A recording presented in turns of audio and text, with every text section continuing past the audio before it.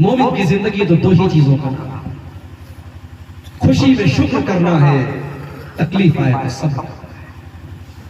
और सब्र का मतलब ये नहीं होता है कि बच्चा मर गया तो सब्र कर लिया, बेटा मर गया सब्र कर लिया, बाप का इंतकाल हो गया तो सब्र कर लिया। सब्र का मतलब ये भी होता है आपके साथ उठने बैठने वाले तमाम लड़कों की गलत ताल्लुकात है लड़कियों के साथ, बड़े फख्र से वो आपसे आकर के कहता है कि मेरे इतनी लड़कियों के साथ मेरे ताल्लुकात हैं, लेकिन आपने अपने दामन को बचा करके रखा है, आपने ये तय करके रखा है कि मैं अपने कदम को गलत रास्ते पे नहीं लेके जाऊंगा। ठीक है, मैं जवान हो गया हूँ, मैं निकाह करके शादी करके हलाल तरीके से अपनी ख्वाहिश को पूरी करूंगा। ये भी सब्र है मेरे प्यारे भाई। सारे गांव की लड़कियां बेपर्दा घूम रही हैं। एक लड़की जब घर से निकलती है तो बुर्के में निकलती है, नकाब में निकलती है, उसके घर वाले उसको ताना मारते हैं, ये तो बड़ी दीनदार बनती है, ये तो बड़ी पर्दे वाली बनती है।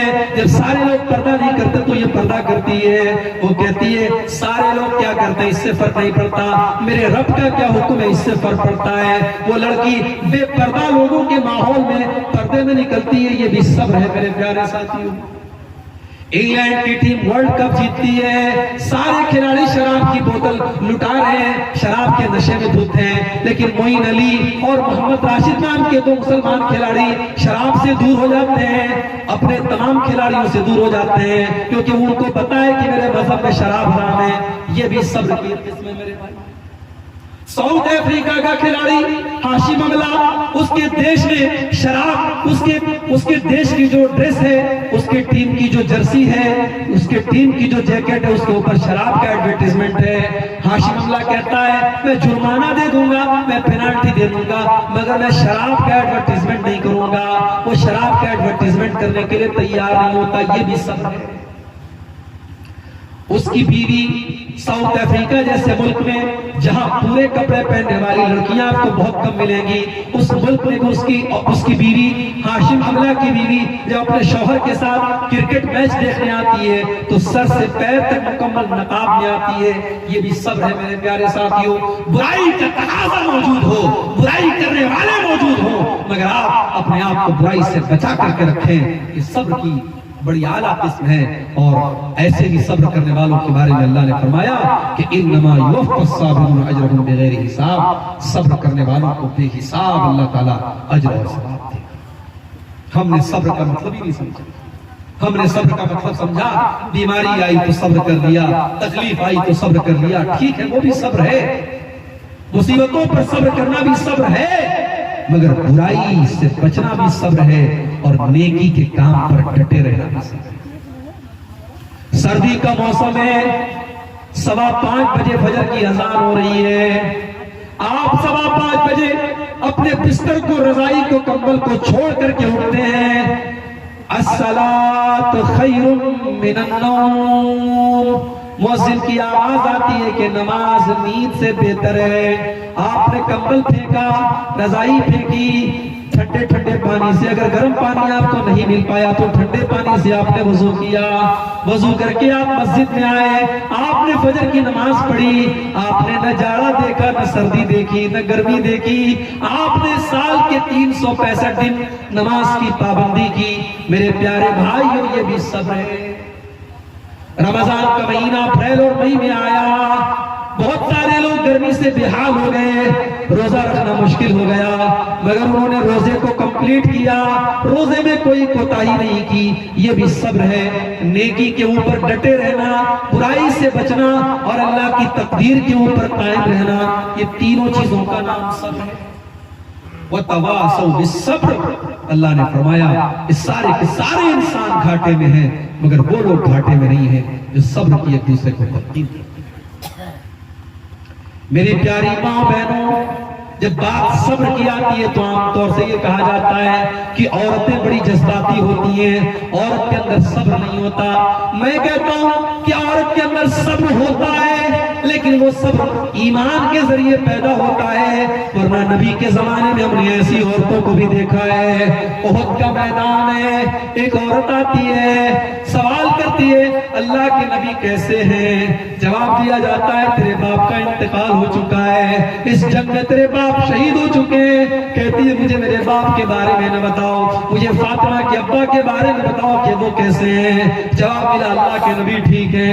थोड़ी देर के बाद उसको खबर दी जाती है कि जंग ओहद में तेरा बेटा भी शहीद हो चुका है। वो कहती है मेरा बेटा तो अल्लाह को प्यारा हो गया, ये बताओ कि आमना का लाल कैसा है? जवाब मिला अल्लाह के नबी बिल्कुल ठीक है। फिर तीसरी मरतबा उसको खबर दी गई ऐ फला तेरे शौहर का भी इंतकाल हो चुका है, तू बेवा हो चुकी है। वो कहती है कोई बात नहीं, मैं अल्लाह के फैसले पर राजी हूँ, मुझे बस इतना बता दो आयशा और खदीजा के शौहर का क्या हाल है, अल्लाह के नबी का क्या हाल है? जवाब मिला अल्लाह के नबी बिल्कुल ठीक है।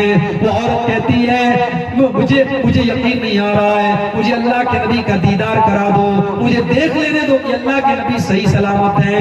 लोग उसको लेकर के गए, उसने अल्लाह के प्यारे नबी को देखा और नबी को देख करके कहने लगी कुल्लु मुसीबतिन बादक जलन या रसूल अल्लाह। ऐ अल्लाह के नबी आप अगर जिंदा है, आप अगर बाहयात है तो सारी मुसीबतें मेरे लिए आसान है। बाप मैंने खो दिया, भाई मैंने खो दिया, बेटा मैंने खो दिया, शौहर मैंने खो दिया, मगर अल्लाह के नबी अगर आप जिंदा है तो यह सारी मुसीबतें मैं बर्दाश्त करने को तैयार।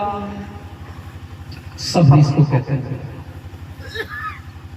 अल्लाह के नबी के पास एक औरत आती है, काली कलूटी औरत है, खूबसूरत नहीं है, काली कलूटी औरत है।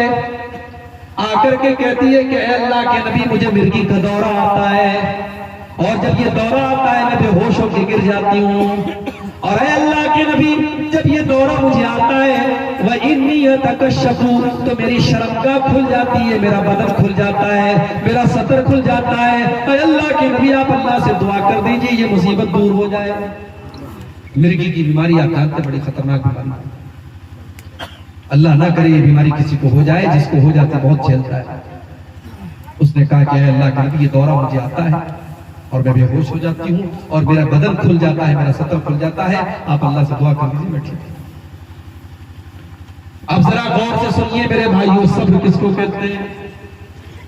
बुखारी के अल्फाज हैं, अल्लाह के नबी उस औरत से कहते हैं अगर तुम चाहती हो तो मैं दुआ कर दूंगा तुम ठीक हो जाओगी, तुम चाहती हो तो मैं दुआ कर दूंगा तुम ठीक हो जाओगी, लेकिन अगर तुम कहो तुम सब्र कर लो तो मैं गारंटी देता हूं कि तुमको जन्नत मिलेगी। तुम इस मुसीबत को बर्दाश्त कर लो, तुम इसके ऊपर सब्र कर लो तो मैं तुमको गारंटी देता हूं कि तुमको जन्नत मिलेगी। अब उस औरत के सामने दो रास्ता है, एक तरफ इतनी खतरनाक बीमारी है मगर बर्दाश्त करने पर जन्नत मिलेगी, दूसरी तरफ नबी दुआ कर देंगे तो मुसीबत दूर हो जाएगी। उसने सोचा इधर अगर बीमारी है तो जन्नत मिल रही है, उधर बीमारी तो खत्म हो रही है मगर जन्नत की गारंटी नहीं है। उसको लगा कि ये फायदे का सौदा है।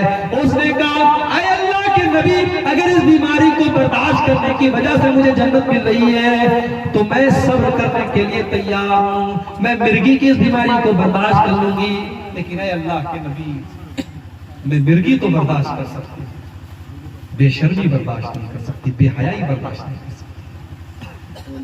मेरी प्यारी माँ बहनों, अगर अल्लाह ने आपको खूबसूरत बनाया है, अगर अल्लाह ने आपके चेहरे के नक्शो निगार अच्छे बनाए हैं तो इस खूबसूरती की नेमत की कदर करो, उसको बेपर्दा होकर के बेहयाई की नजर न करो, उस नेमत की ना कदरी न करो। वो औरत काली कलूटी औरत है लेकिन उसको शर्म हया का कितना पास है। वो कहती है कि अल्लाह के नबी आप ये तो दुआ कम से कम अल्लाह से कर दीजिए कि जब मुझे मिर्गी का ये दौरा आए तो मेरा सतर न खुले, मेरा बदन न खुले, मेरे बदन पर किसी गैर की नजर न पड़े। अल्लाह के नबी ने दुआ कर दी, वो औरत चली गई। सहाबा कहते हैं किसी को जन्नती औरत देखना हो तो इस औरत को देख लो।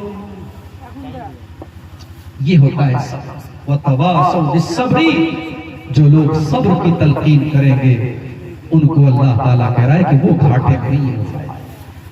तो चार काम आपको करना है मेरे प्यारे से, इल्लल्लज़ीना आमनू व अमिलुस्सालिहाती व तवासौ बिल हक़्क़ि व तवासौ बिस्सब्र। ईमान वाला बनना है, नेक अमल करने वाला बनना है और सच्चाई की और दीन हक की तबलीग करना है और फिर इसके ऊपर सब्र करना है और एक दूसरे को सब्र की तलकीन करना है।